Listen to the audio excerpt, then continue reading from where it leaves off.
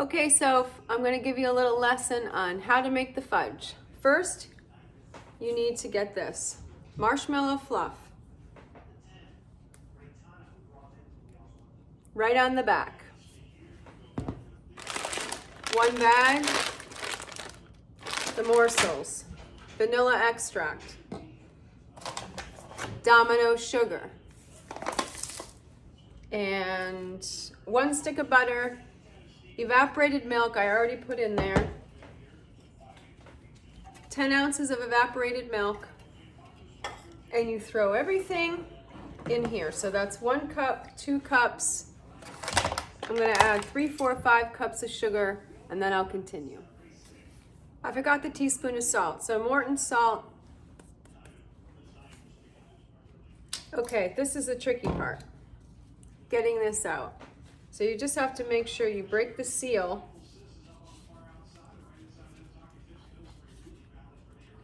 and basically it should fall right into the pan.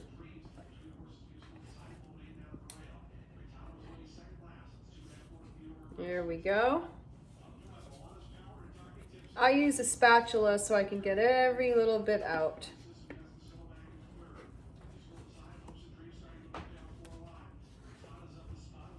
Okay, so now it says to stir over low heat until blended, bring to a boil over medium heat. So I've turned it on low to medium, and it just looks like a big mess right now.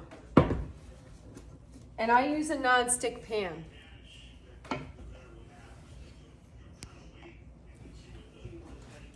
Otherwise it gets stuck to the side and then you have another big mess. You can really get messy making this fudge, even though it says no fail. I've known somebody, we've had some failures. And if we fail, you know what we do? We just make it again. Okay, so now we have it over low heat and it's starting to melt, you can see. So I just keep it over low heat until everything is mixed together and it looks smooth. So you have to get in there and mix it. The butter's taking a little while to melt.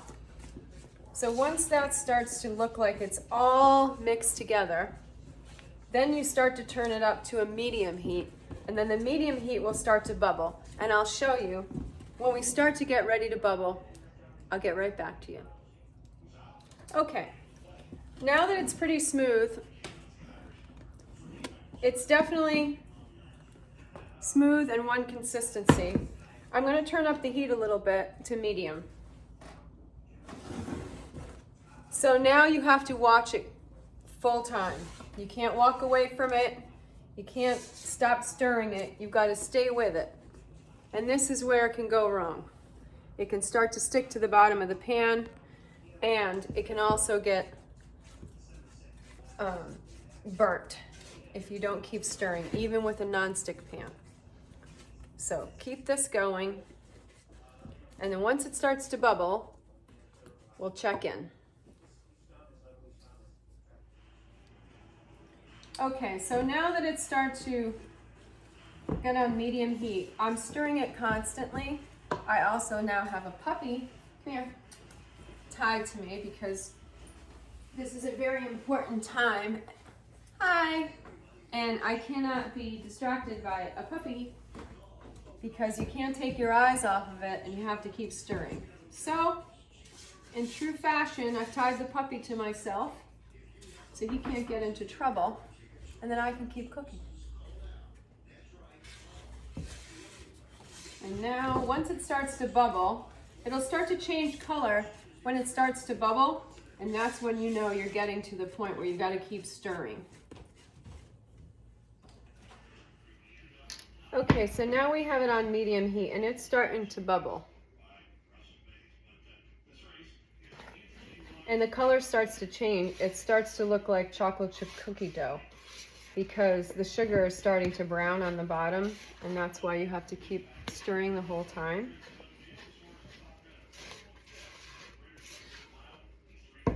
And don't mistake the bubbles for boiling. These are bubbles right now. Let's get it to a boil. So if you look close, you can start to see it boil. It should be popping. Some of the bubbles are popping here. That's when you start your 5-minute boil. So start your timer now, but keep stirring. See, now they're really popping. So that's how you know you've got it on the right amount of heat.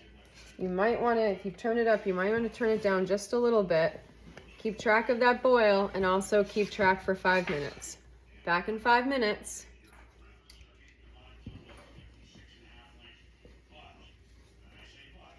Don't forget to scrape the sides. That's why I use a really big non-stick pan. I think one of the things that Oma used to do, or Nana used to do, is use a pan that was too small. And in cooking, you've got to use the pan that's right for the job. And this is messy and it gets sticky, so you want to make sure you use a big enough pan and have room so that you can hold your hand at the end of the spatula, because that's really hot in there, so that you can move it around but not get burnt. Okay, so my timer just went off, and I'm going to pull this off the heat, turn the heat off. I'm going to pull it off the heat now. I'm going to still stir it, pull down from the edges, make sure I have everything that's on the edges that I want to melt in here. That's why using a big spatula, non-stick, is a good idea. So then you can see it's changed color. Now it's kind of an off-white, creamy mocha color. And that's just the sugar. It's not burnt, that's just the sugar that has melted. So now we're going to do the fun. We're going to add all the morsels, one whole bag, and I use semi-sweet. I'm just going to move them all around. And I'm also going to put in a little bit of vanilla extract. I like vanilla extract, so I just put in a little bit more than necessary. So it's off the heat now, and now we're going to start to stir. The chocolate kind of sinks to the bottom. And here, again, this is somebody that has made this a few times, and it never gets old. I love doing this. When you start to add the chocolate in, you start to see the fudge come together. And you think, is that enough chocolate? But that's what it says. Oh yeah, this is starting to look amazing. You can start to see the chocolate start to mix with all of the other ingredients, the marshmallow, the sugar, the evaporated milk, the salt, the vanilla flavor, and now the fudge starts to begin. Look at this. So I just keep stirring until it's 100% mixed, and then we'll pour it into a buttered 9x9 inch pan, which I've already done. Martha Stewart, of course. And that is waiting. You can put it into small pans, you can put it into a large sheet pan. Something, you want to make sure that it's buttered so that you can get it out, or you can line the pan with parchment paper before you pour it in, and that way you can pull it right out and cut it into perfect squares, which I'm going with the buttering today, but now that I think about it, I might have preferred to put the paper in there, but we'll see how it comes out. Okay, so I did almost make one goof. You need 2 bags of chocolate chips to put in there. Now it's starting to look like fudge. It was just too light and creamy, and I thought, what is going on with this? And then I realized I needed 24 ounces of chocolate chips, not 12 ounces, and each bag of those was 12 ounces. So now you can see it's very glassy. You can see the sheen on it. And we're just going to mix it one last time, and I'm going to pour it right into the pan. I don't have a spoon rest here, so I usually put it on the counter. So here we go. We're just going to pour it right into the pan. Wow, that's a lot of fudge. All right, I'm going to let that sit and see if I have a smaller container. Look at that beauty. Move that out of the way. There's the fudge. Merry Christmas. Okay, so I have a little bit left over in here, a lot left over.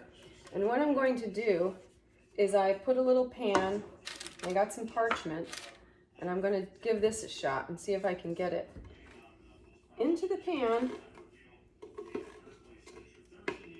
without making a huge mess here.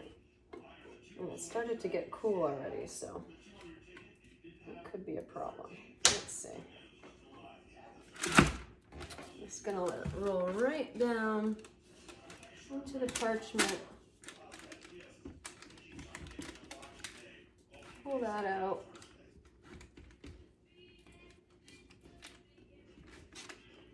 There. And we'll get that right out of there. I don't want to waste the fudge, so I might as well try and use it. Now I'm just going to push it right up into the corners of the parchment. This is going to be a little bit thinner layer, but still it's going to be great. And it won't stick to the parchment once it hardens up. So just get it into the edges. Just gonna flop that around a little bit. Take that off of there. That's gonna.